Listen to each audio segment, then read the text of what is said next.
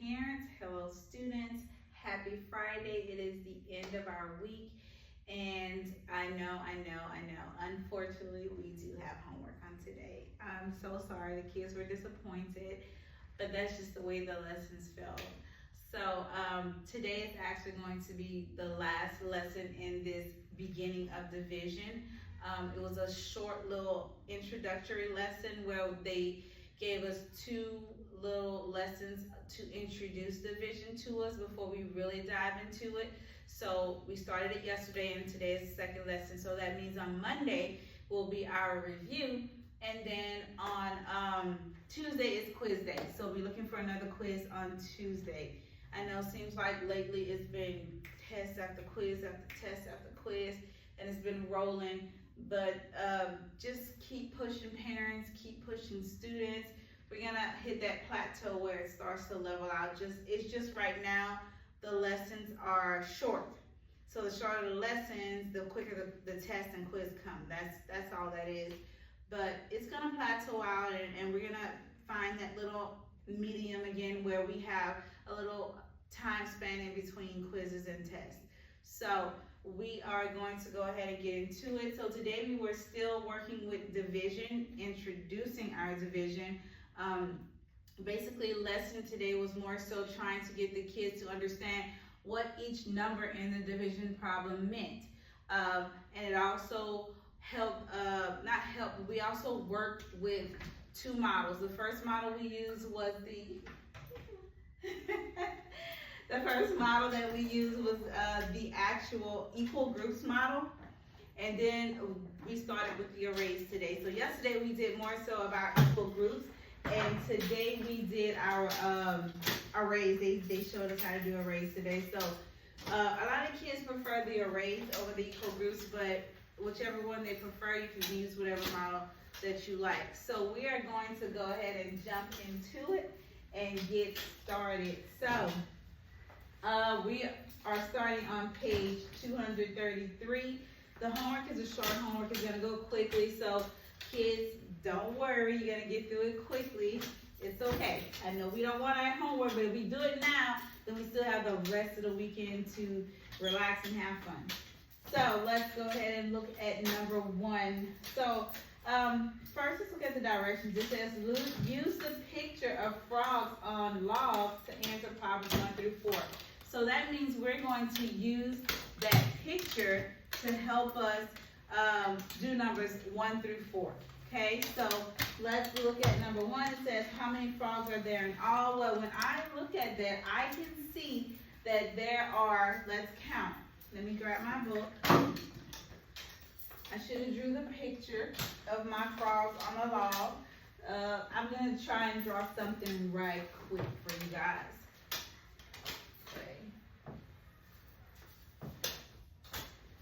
I know I like to have this stuff already up so that you're not waiting on me. And I don't know why I didn't even think to put a picture up. But I'm going to go ahead and do it quickly since it's not a difficult picture. Okay, so this is the picture. We have 4 logs. We have 2 frogs on each log. So A wants to know, it says, not A, number 1 says, how many frogs are there in all? So if I look at that, you just count your frogs. You can do a skip count. Let's do a skip count since it's been a minute since we've done our skip counting. And I kind of reintroduced the skip counting with them again today when we started our arrays. So let's go ahead and do a skip count. Okay, so this is, because I have 2 on each log, I'm going to skip count by 2. So this is 2, 4, 6, and 8. So the total, alright, says how many frogs are there in all. That means they're looking for the total amount of frogs. We have 8. So on that line, you put the number 8. Alright, so let's go to number 2. Number 2 says, how many logs are there? So now they want to know how many logs we have. So all we have to do is count our logs. I have 1, 2, 3, and 4. So that's 4 logs. So let's go ahead and put the 4 for number 2. All right, let's look at 3. 3 says, how many frogs are on each log? So now they want to know how many frogs do we have on each log. So when I look at this log, I have 2 frogs. When I look at this log, there are 2 frogs. When I look at this log, there are 2 frogs. And when I look at this log, there are 2 frogs. So that means each log has 2 frogs. So number 2. Okay. Now, let me just kind of explain what these numbers are, because it helps you to write your division equation. So for number 1, when it asks you how many they have in all, that's really your total. They're looking for the total amount you have in all. So I'm just going to put the word total, because this means my total. Okay, so number 2, they ask you how many logs are there. The logs are actually your groups. That's how many groups you have. So that means you would have 4 groups. Okay? Now the 2, now for number 3 says how many frogs are on each log. They want to know the size of each group. How much do I have in each group? I have 2 frogs inside of each group. So this would be the size. And the reason why I wanted to make sure you knew what each of these numbers are is because on today, I really drove home with the kids today about writing what each number meant. So what that means is if you know what the numbers mean, then it makes it easier for you to write your division equation. So I just want to go ahead and tell you that so that the kids already is kind of like piggybacking off of what we already were doing in class. So when we go to number 4 says to write a division equation about the 8 frogs in 4 equal groups. So they want us to write about 8 frogs in 4 equal groups. Okay. So the 8 frogs, remember 8, that's my total. Remember on yesterday I told you in the division equation the first number will always be your total. Always. That will never change. So I'm going to write that here under my first blank, because you know I like to write underneath each blank what they stand for. That gets the kids to kind of remember, hey, first blank's total, second blank's this, third blank's that. That's what I like to do to get them in the practice of doing that, because once you practice, it becomes a learned thing. So they will learn that, hey, I know what this means, I know what that means. So I just go ahead and write it under there. So now when you get to this line right here, these 2 lines can change. Sometimes it can mean the size, which means the amount you have in each group, or sometimes it can be your groups. It depends on the story. So those 2 blanks, sometimes the meaning of them change, but that first one will always be your total. So looking at this, let's look at the story. So it says 8 frogs in 4 equal groups. So they're telling you the second line is going to be your groups. So what you don't know is the size. That's the unknown. Your unknown is your size. So now that we put what each blank stands for, now all you have to do is fill it in. So if I have 8 frogs, well, 8 is my total. So that's going to go on my first line. And I have 4 equal groups. Well, 4 equal groups, that's my groups. So that's going to be my second line. So now all I have to do is figure out the size. Well, we know what the size is because when we did number 3 told us that the size was 2. Remember, I had 2 frogs on each log. So this is going to be 2. And that's it. Okay? So now we're going to go to the back of the page, which is going to be 234. And that is number 5. Let me switch my board over. All right, that's my number 5. See, told you I like to go ahead and write things down for you so you're not waiting on me. I don't know why I didn't catch on to the other one, but I got it for you this time. So let's keep going. So number 5 says a class of 20 students. Okay? The teacher divides them into groups of 4 to play tennis. How many groups are there? Draw a picture. Okay? So they want us to figure out how many groups. They want us to draw the picture. So we're going to go ahead and do all of those things. Now, they gave us what I did in class. I like for the kids to circle the important numbers.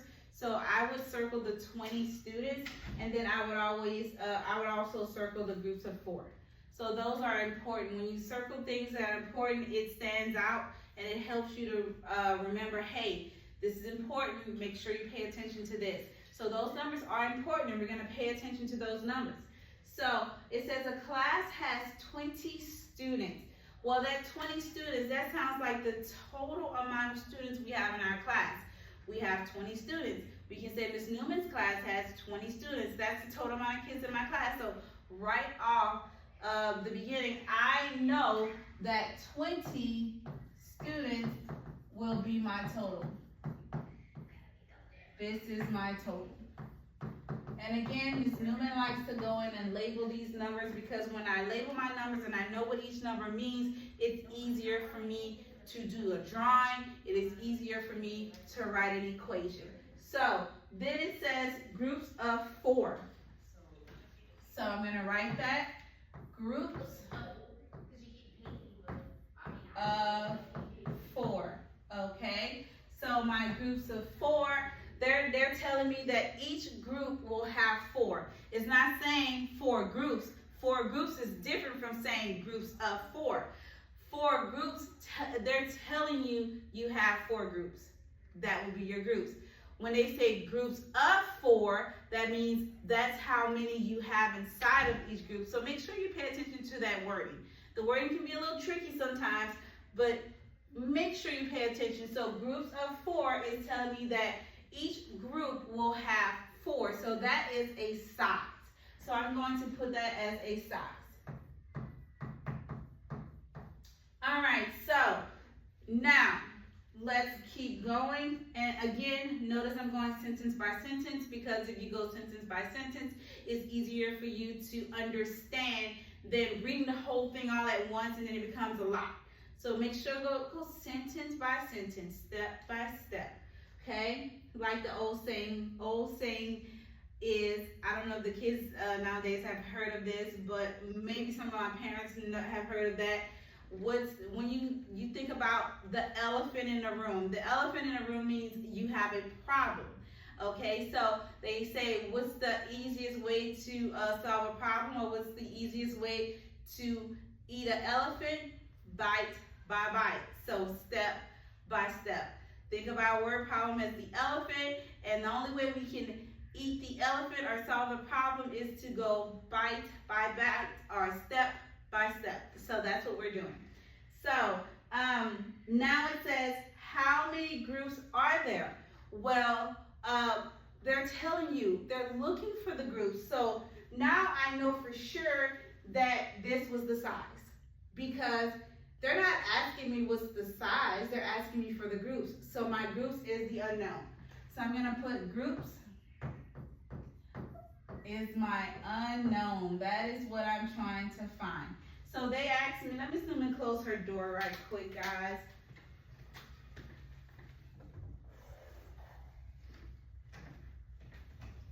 Okay, so they asked me to go ahead and do a drawing. So let's go ahead and start our drawing. So we do not know the groups, so that means I can't write how many groups, but they did give me a clue. They told me that I had 4 inside of each group. So we can use that 4 to help make our groups, and then we have our total. Our total is 20. So we know we will stop when we get to 20. So I'm gonna start with my first group. So this will be my first group. And in this first group, remember, they said groups of 4, so I'm going to put 4 in that group. So this is going to be 1, 2, 3, 4. Now, what Ms. Newman likes to do, because Ms. Newman loves to stay on top of things and keep a little check going on, because I like a check. So, what I like to do is to go ahead and do my skip counting so that I know I'm on track, I don't go over my number, and I'm not under my number. So I'm going to do a skip count underneath. So my first group has 4. I'm going to put the number 4. Okay. Now, remember, we got to go to 20. So that means Ms. Newman got to add more groups. So let's go ahead and add another group. So when I add my other group, remember groups of 4 in this group. 1, 2, 3, 4. And now I have to put my skip count underneath of how many I have so far. So far, Ms. Newman has 8. All right. Still not close to 20 or 20. So that means Ms. Newman had to add another group. So let's add another group. And remember, groups of 4, so 4 in each group. 1, 2, 3, 4. Okay, so now I'm going to go ahead and do my skip count to see how many I have so far. So we have 4, 8, then 12. Okay, we are getting close to 20, but we are not at 20 yet. So that means Ms. Newman needs to add another group. Okay, so let's add another group. All right, and remember groups of 4, so 4 in this group. 1, 2, 3, 4. Okay, so let's continue our skip count. So we have 4, 8, 12, then would be next is 16. Okay, we're getting close, but we're still not there. So let's keep going. We need another group. Okay, remember groups of 4 in each group. 1, 2, 3, 4. Then we're going to do our skip count. So I have 4, 8, 12, 16, and 20. Okay, now we have reached our 20. Ms. Newman has gotten to her total. Now I can look at this and I can see that it says the groups. Now I know how many groups I have. Before I write my groups though, let's go ahead and write the division equation. So I'm going to draw my blanks. Okay? So we have blank divided by blank equals blank. So remember that first blank in our division sentence is always going to be your total. That will never change. So I'm going to write total underneath. Now, remember I told you it depends on the story what your next number is going to be. Sometimes it's going to be the size. Sometimes it's going to be the groups. Well, according to this story, they gave us the size here. So that means the size will be our second blank. And what we didn't know, what we're trying to find out, is the groups. So that's what we're going to put underneath here. Okay, so now that I know what each blank is, it's easier for me just to go in and put those numbers easy, quick like that. So the total was 20. So 20 goes on this line. The size of my groups were 4. And then when I did my groups, when I did the drawing, because the drawing helped us to figure out our groups, well, we had 1, 2, 3, 4, 5 groups. So this is 5. Okay. Now that we're finished, we can go ahead and do we can write the word sentence to answer our question. So the question says, how many groups are there? So we would answer that with the word sentence. You would say, there are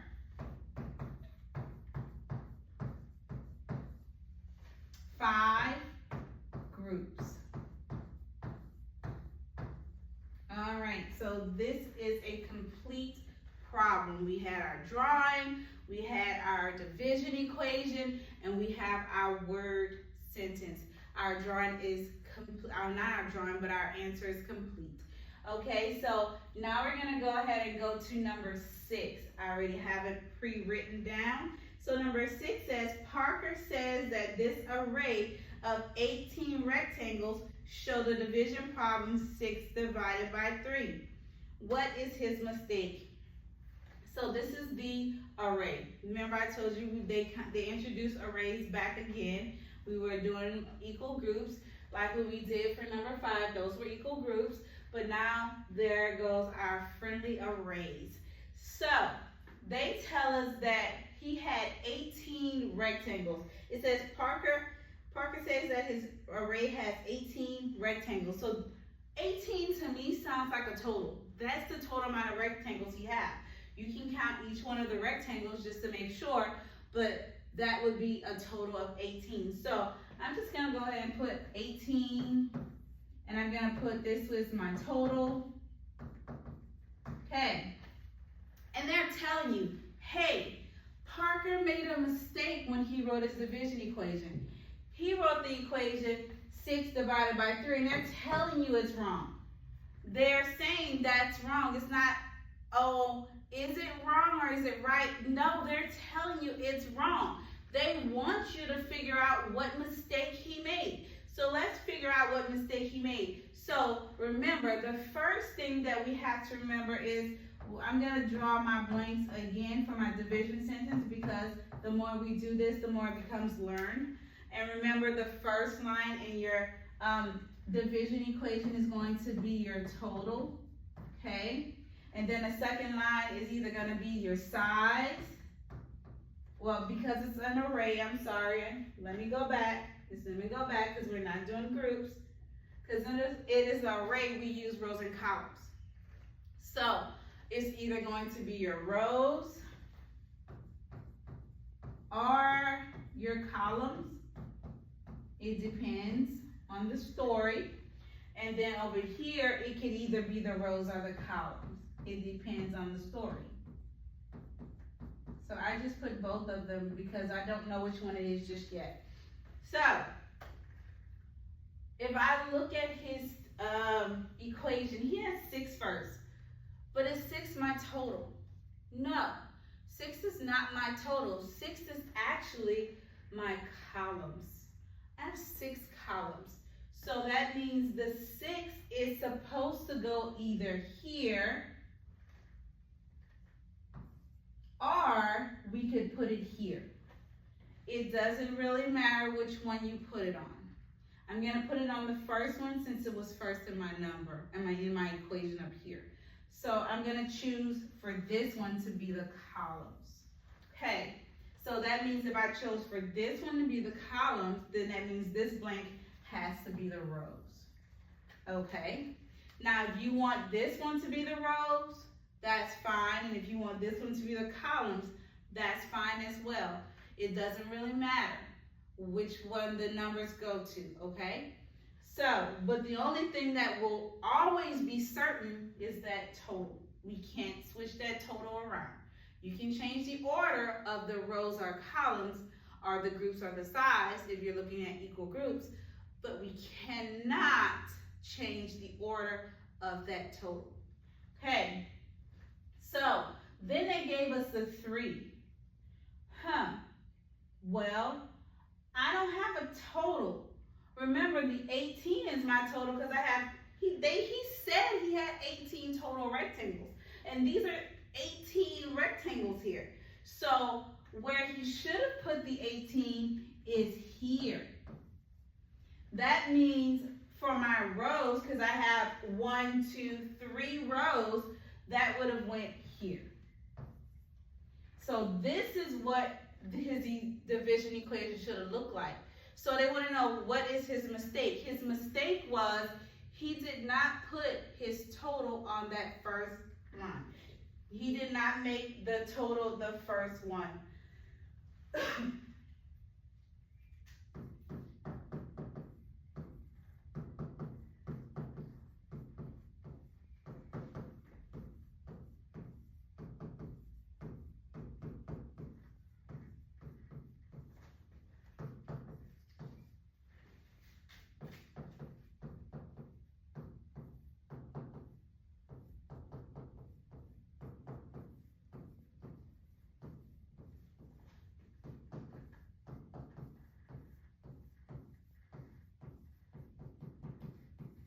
All right, so again, I'll reread it. Sorry, hit my podium. So I'll reread it. It says his mistake is he didn't make the total his first number in the equation. That should have been his first number. Okay. Or you can even look at this and say, maybe he was thinking about writing a multiplication sentence. 6 times 3, that would equal 18. Because then that would be a correct way to write a multiplication sentence. But unfortunately, we're not doing multiplication, we're doing division. So total goes first. All right. Let's go ahead and go to the last problem, which is number 7. And number 7 says, write a word problem that could be solved using the division equation 30 divided by 5 equals 6. So I'm going to write that 30 divided by 5 equals 6. Okay, so again, like I told my kids in class, before we begin anything, write what you want your numbers to be. If you write what you want your numbers to be, like we've been doing all the homework video long, it makes it easier for you to draw pictures. It makes it easier for you to write the equation. It makes it easier for you to write the story. So let's label our numbers. So for the first number, again, first number in the division equation is always going to be your total. So let's go ahead and put the total. All right, the 5. So, remember I told you the 5 could be either your groups or your size. It doesn't really matter which one you pick to be which one. I'm just going to go ahead and say I'm going to make the 5 my size. So if the 5 is my size, that means the 6 must be the groups.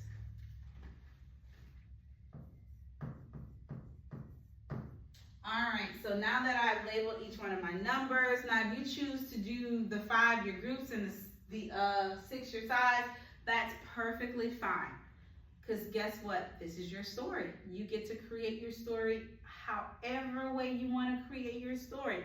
Your story doesn't have to be like my story because we're all different. We all think differently. So that means your story could be different from mine. So let's go ahead and get started with the story. So if I know I have 30 total things and I have 5 for my size and 6 groups, I can say Miss Newman is having a party.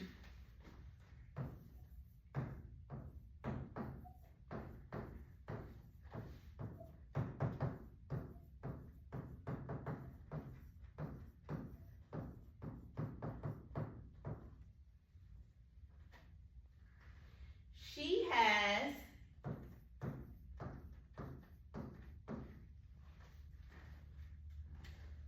30 treats. Let's say treats. My kids love treats. 30 treats to put into bags. So we're gonna make some treat bags. Who doesn't like a treat bag, right? Ms. Newman's favorite is chocolate, preferably dark chocolate, preferably Hershey's dark chocolate, preferably Hershey's special dark chocolate. But who doesn't like treats? So let's look at our story. It says Ms. Newman is having a party. She has 30 treats to put into bags. Let me put that S. Okay. She puts, let's say she puts 5 treats in each bag. Okay. So now we need a question because we can't have a story problem without a question. We have to ask something. So the question I'm going to ask is, how many bags will Ms. Newman have?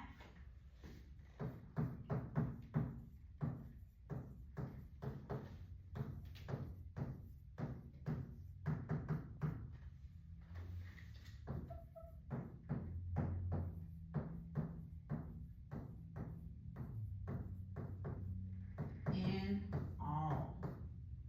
Question mark. So me and my kids, we have writing boards, And we've been practicing writing story problems in math. Because if you can write a story problem in math, that gives you a good understanding of what the concept you're doing is. It also gives you a good understanding that you know what's going on with the skill, that you understand what each number means. So if you can write a story problem, then you understand what's going on.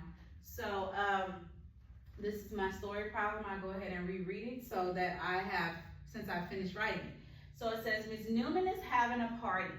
She has 30 treats to put into bags. She puts 5 treats in each bag. How many bags will Ms. Newman have in all? So I'm just gonna go in and circle my key things. These are my 30 treats. Remember my 30 treats, that was my total.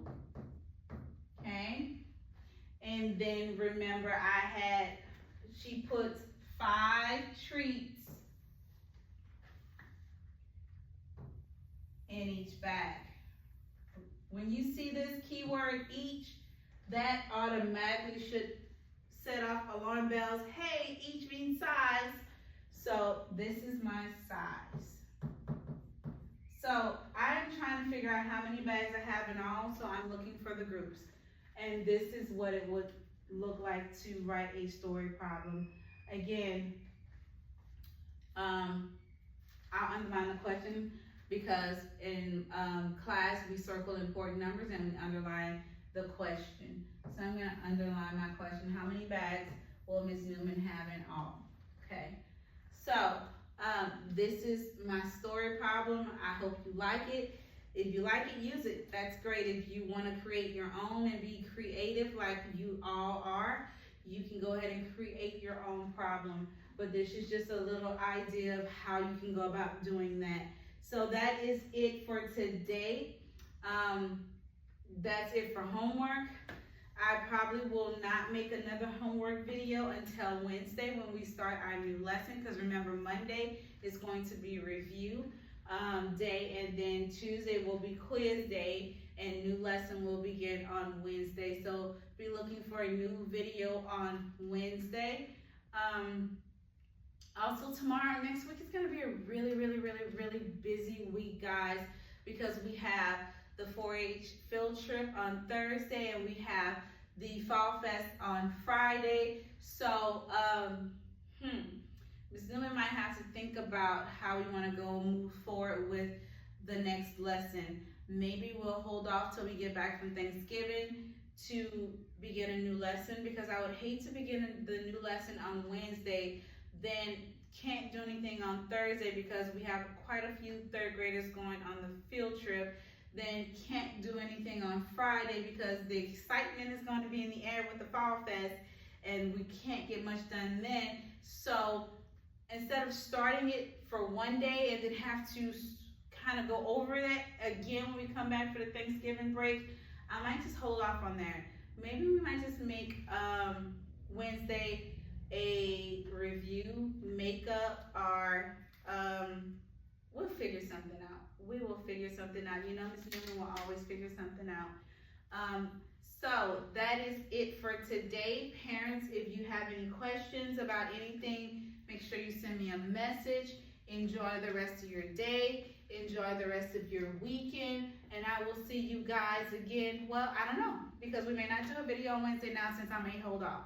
So if I don't see you guys for the Fall Fest, then I will see you when we come back from the Thanksgiving break. Enjoy your holiday break. Get some much needed rest from the schoolwork and everything else. Have a great weekend. Bye, guys.